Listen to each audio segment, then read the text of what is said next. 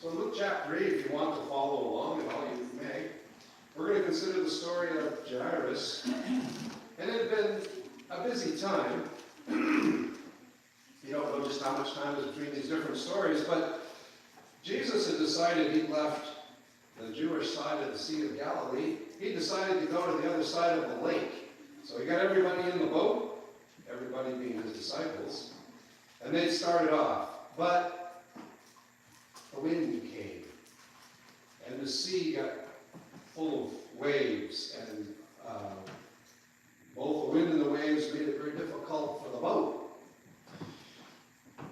The disciples, now many of the disciples had been fishermen, not all of them, but at least 4 of them, and maybe more, had been fishermen, so they were pretty handy at boats on the Sea of Galilee. But nevertheless, they struggled and struggled, and finally,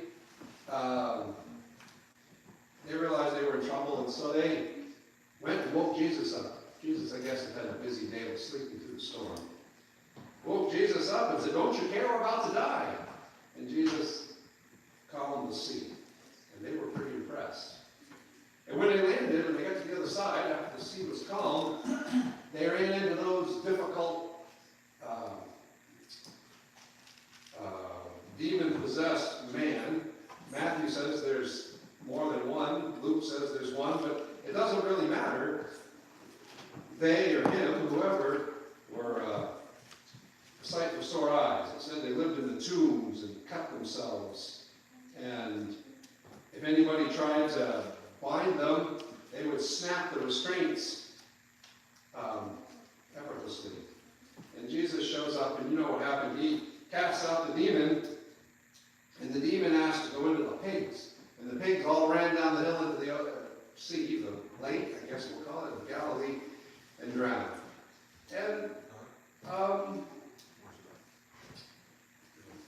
the people from that town asked Jesus to leave. He was too disruptive, causing too much trouble.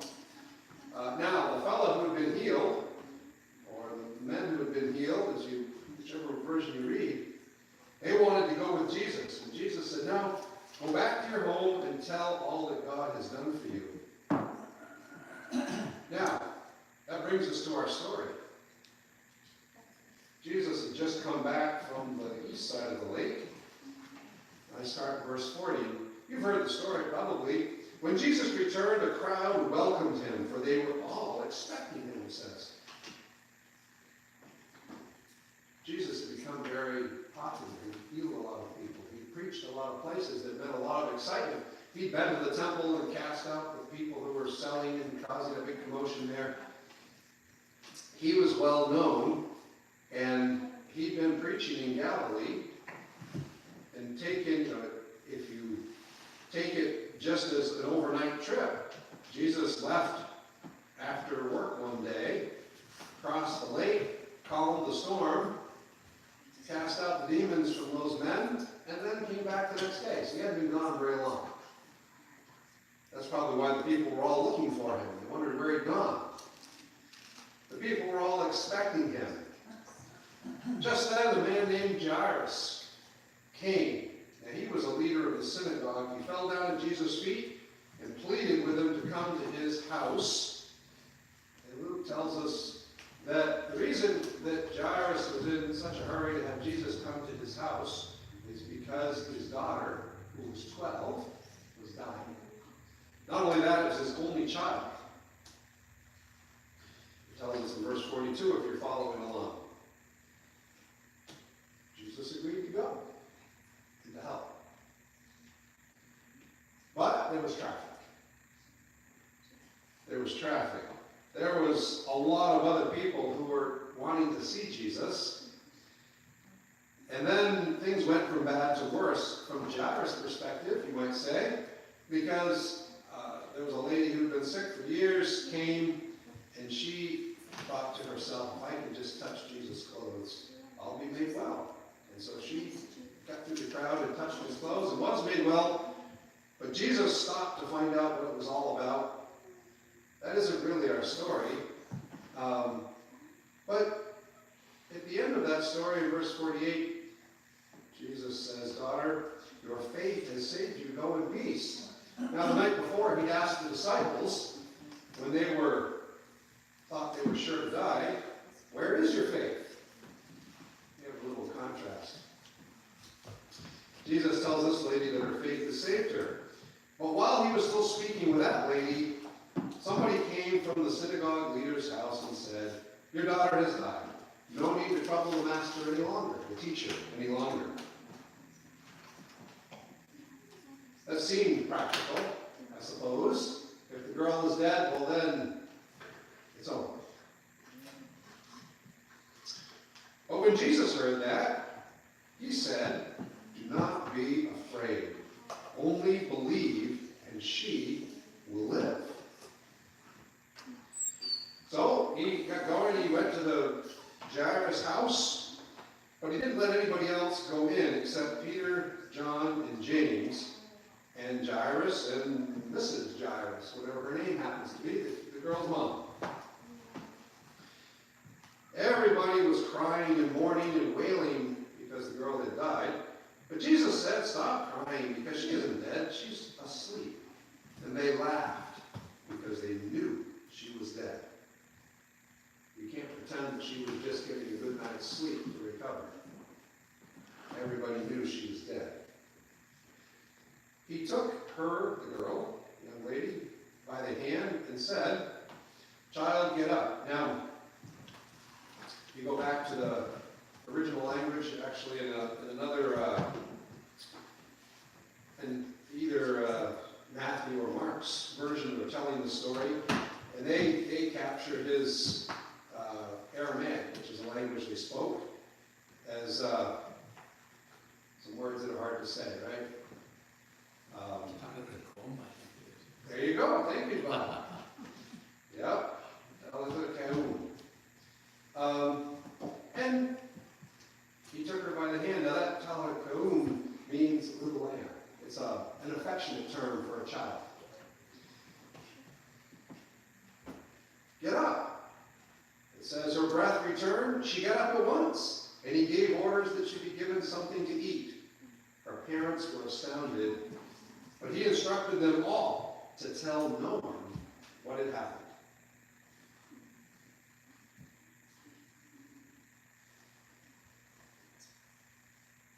I thought, after reading the story, I realized I want to be like Jairus.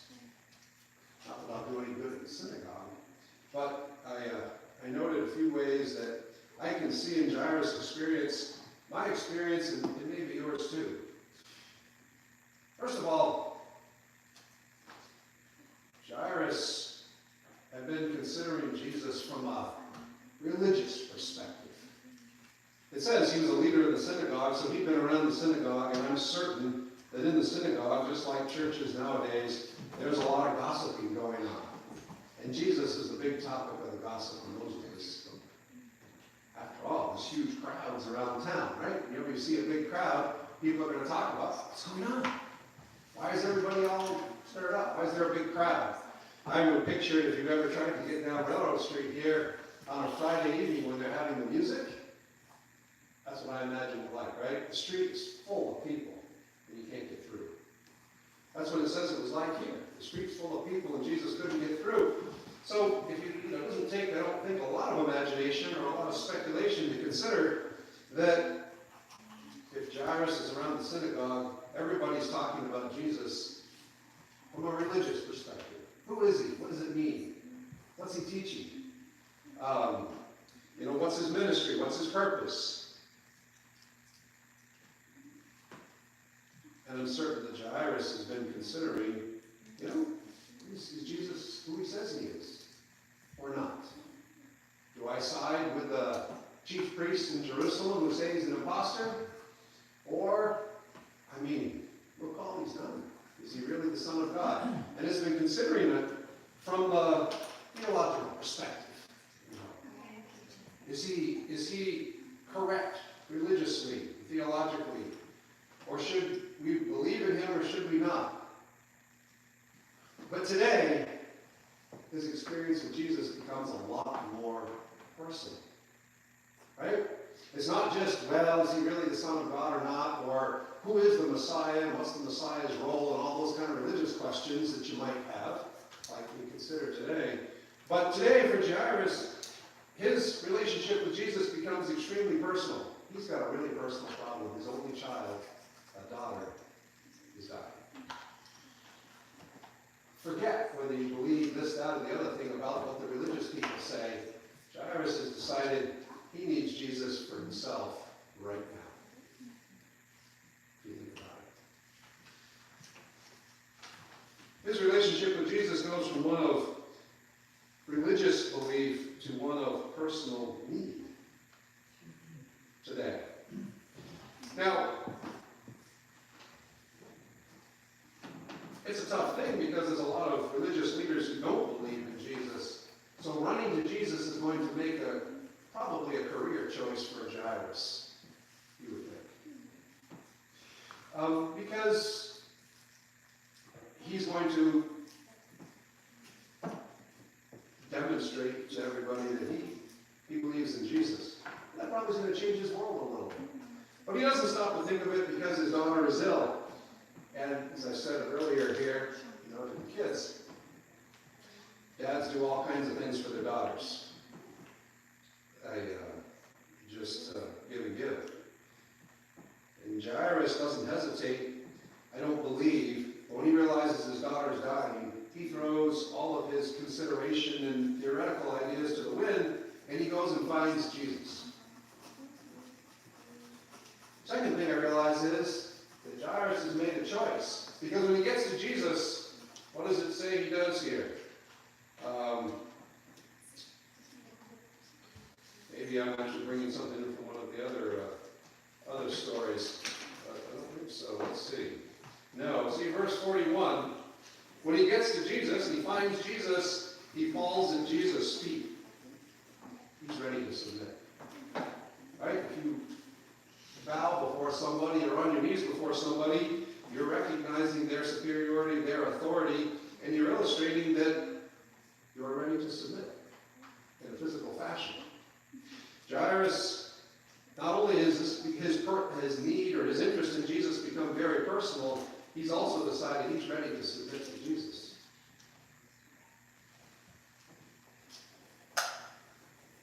And he asked Jesus to come to his house because he has a real problem there. His daughter is ill and dying. Well, that might be the same as it is for me. I might move from considering Jesus as an intellectual idea or a religious debate, and Jesus becomes personal. I need Jesus. I might become ready to submit, but like Jairus, in modern days, as soon as you're ready to follow Jesus and ready to submit to Jesus, trouble comes. Jairus thinks things are going well. He's found Jesus. He's made an impassioned plea. Jesus has agreed to help him. But now there's a crowd in the way. And they're not going very fast. They're going slow. And then just when Jairus thinks it can't get any worse, this lady decides to come and be healed. Now? Why couldn't she wait till this afternoon? Because right now, we better hurry and get to my house because my daughter is dying. I can't imagine Jairus waited very patiently while all of this is going on. But he didn't give up. That's the next most important point. He didn't give up. He didn't think, forget it. This guy just isn't serious about helping me. He stayed. Maybe not patiently, but he stayed. And I'm sure Jesus knew what he was thinking and what was going on. Trouble will come, reason to doubt will come once you've decided to follow Jesus. Some reason to give up will come along. Like it did for Jairus. He might have given up. He thought, this is not going anywhere. In fact, Jesus isn't going anywhere. He's stuck right here, and I need him to get to my house quickly. Jesus doesn't always come as quickly as we would like. That was a Jairus experience. But Jesus says to the lady, your faith has saved you. And then he turns to Jairus and says, don't be afraid, only believe. Right? A little glimmer of hope might spring up there again. Well, that lady was healed. Only believe. But people have said, my daughter is dead. What can we do now? But Jesus says, only believe. For whatever reason, we don't know everything that Jairus thinks, but I find myself in the same spot as Jairus. Opposition has come. Jesus has waited too long, or the obstacle seemed too big, like your daughter's dead. That's a big obstacle. The obstacle seems too big, but for, it's in Mark, right? Whoever perseveres to the end will be saved. Don't give up. Amen. Don't give up. Jairus doesn't give up. He probably has no idea what's going to happen. He probably doesn't have a lot of hope, but he still takes Jesus to his house. Or maybe at this point, Jesus takes him to his house. Could have gone that way. That's the good news. Jesus will help. When you're facing a big problem, like I was telling these kids, when you're facing a big problem, don't give up. Reach to Jesus. Jairus doesn't know what's going to happen, I don't think. And they get to the house, and there's, they've got the mourners there wailing and so on, and they're getting ready to have the funeral. And in the Jewish culture, you go quickly. Nowadays we wait, right? We wait several days. That's back to tradition. That isn't a biblical idea. That's tradition. But people wait and go on for quite a while and so forth. But not in those days. If somebody died, you get busy right now. And you need to have the funeral and get them buried. So they're already proceeding down the road. They're wailing and getting ready to have their service and bury the girl. And Jesus shows up. And he's calm. And he says to everybody, well, stop crying. She's just asleep. I'm going to go wake her up. He doesn't say the last part. They laugh at him, but he puts them out. He puts them out because they have no faith.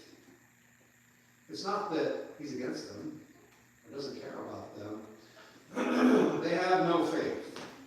And you remember Luke, when he describes Jesus going to Nazareth, he said he couldn't do many miracles there because they didn't have any faith. These people didn't have any faith, and he put them out. He also was a bit secretive, because at the very end of the story, it says that he told everybody not to spread the word about what had happened. That was an impossible task, if you think about it. Right? Your daughter just came back to life. Oh, don't tell me. Forget it. But Jesus didn't want to have a big to-do. There was already enough of a tumult over his ministry. He didn't want more. That may also be why he put them out. This was a private matter. He takes just 5 people, Peter, James, John, and mom and dad. And they go, and we've already read the story. He raises Jairus' daughter, whatever her name is. He says, get up. And she gets up. And you can imagine the scene. They must be just, beyond overjoyed. They thought there was no hope, and here she is. And Jesus is practical and says, she's probably hungry. Why don't you get some lunch? Theologically, that helps. She isn't raised in some sort of ethereal state. She's flesh and blood and is hungry for lunch. But that aside, Jesus is somewhat matter of fact. She's alive. Get her lunch. Let's move on.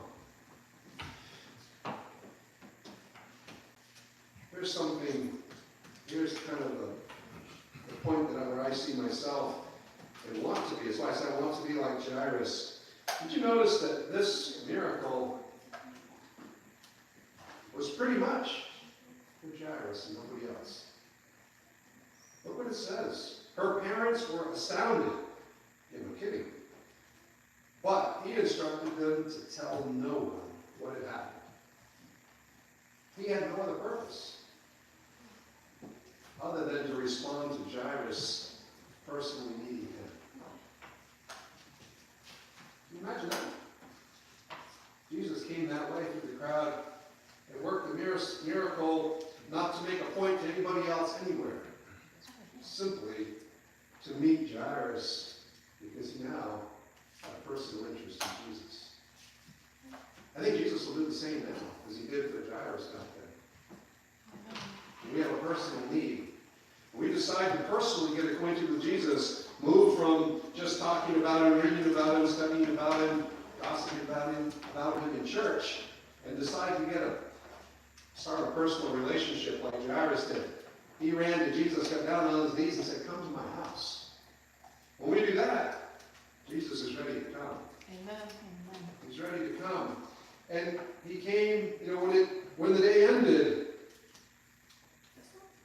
Jairus no longer was considering Jesus from just reading about him, studying about him, talking about him, preaching about him.